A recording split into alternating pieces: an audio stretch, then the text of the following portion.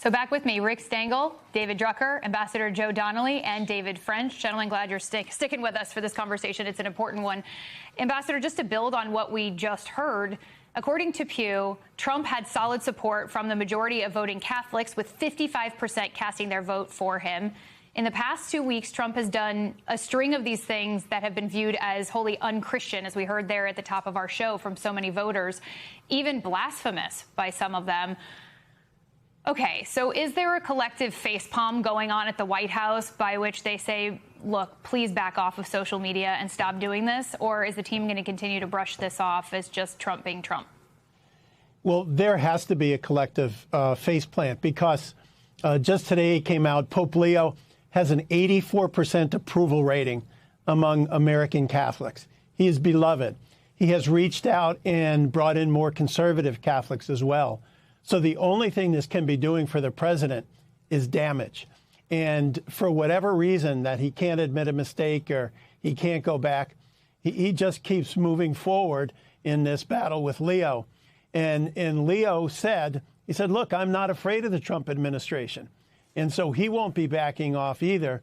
And Pope Leo, in his mind, and I think in the minds of all Catholics, he's doing his job, which is to look out for the least among us, which is to try to make life better for those who are struggling. And he will go wherever that path takes him. And so I think for the president, to continue this battle is nothing but trouble for him. So, Rick, to Megyn Kelly's question, not sure I would ever predict that I would ask that. Who is left? Who's left in Trump's base here? Who's supporting him if he's seen the erosion of Catholics, of those who are without college degrees, of young people? There's just this mass attrition. What's the reality here? Who's voting? Yeah, well, I guess the base of MAGA. I mean, I would argue, like a lot of Democratic progressives did, that Trump doing well among black men, among Hispanic men, was an anomaly. The fact that they're now retreating from the Trump coalition suggests that that's actually true. Attacking the Pope is sort of the third rail of American politics. As the ambassador said, the Pope has an 84% popularity rating. In politics, like Mickey Mouse. Yeah. Like attacking the beloved character. But, you don't punch up in politics, you punch down, and Trump usually does that. But he cannot control himself. The fact when somebody gives him a bump, he has to hit the person back in the face, even if it's the Pope. That is actually going to wound him with these voters. The lion's share of Catholic voters are actually both swing voters and Republican voters. So it's like that coalition is gone. There's no road back for him. To be clear, I am not comparing the Pope to Mickey Mouse. I'm just saying it seems as though that would be a beloved figure you should never target.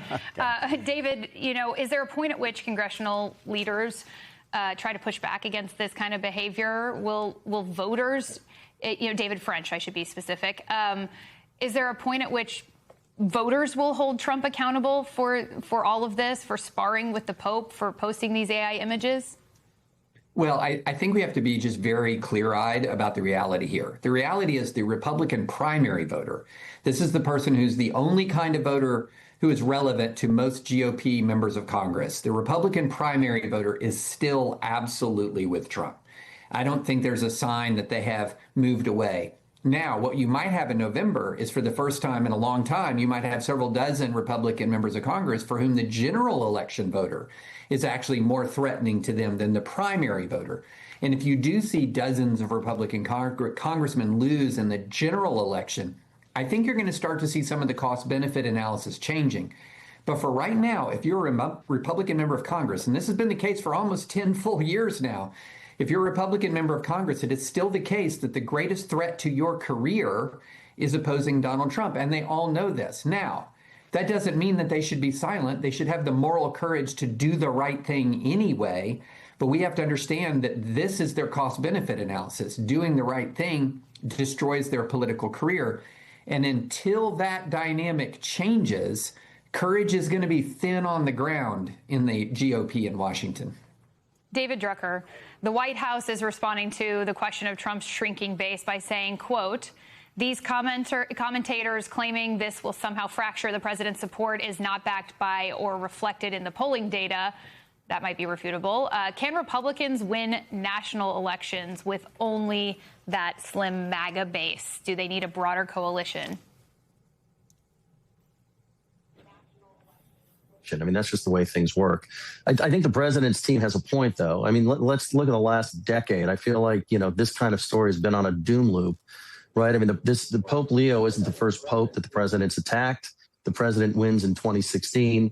The president tries to overturn an election, foments a riot on Capitol Hill, is a disaster for Republicans in the 2022 midterm elections because of the flawed candidates he elevates. He gets indicted for, let's say, absconding with classified documents that no longer belong to him because he's an ex-president. Guess what? He gets reelected all over again, and with a bigger victory than the first time around, notwithstanding that he lost in 2020. And so if I were President Trump, I would probably assume that this would be just a blip on the radar because I've done these sorts of things, if I'm him, time and time again. People have read my obituary politically, and it hasn't been the case. Now, where this does get the president and especially his party into trouble is not so much, in my opinion, because he's attacked the Pope, although there could be some long-term problems because of that. But in the short term, it's another example of the president not talking about what concerns voters most, and that's the economy and the high cost of living. And even when he talks about those things, he says everything's great and inflation's been defeated. But every time the president is focused on something other than what voters want him focused on, it's a problem for him and it's a problem for his party. It's why the midterm elections are shaping up to be very good for Democrats at this point. And it's why we have seen attrition broadly within his coalition, but there hasn't been a fracture. Rick Stengel, David Drucker, Ambassador Joe Donnelly, and David French, thank you all very much for sticking around.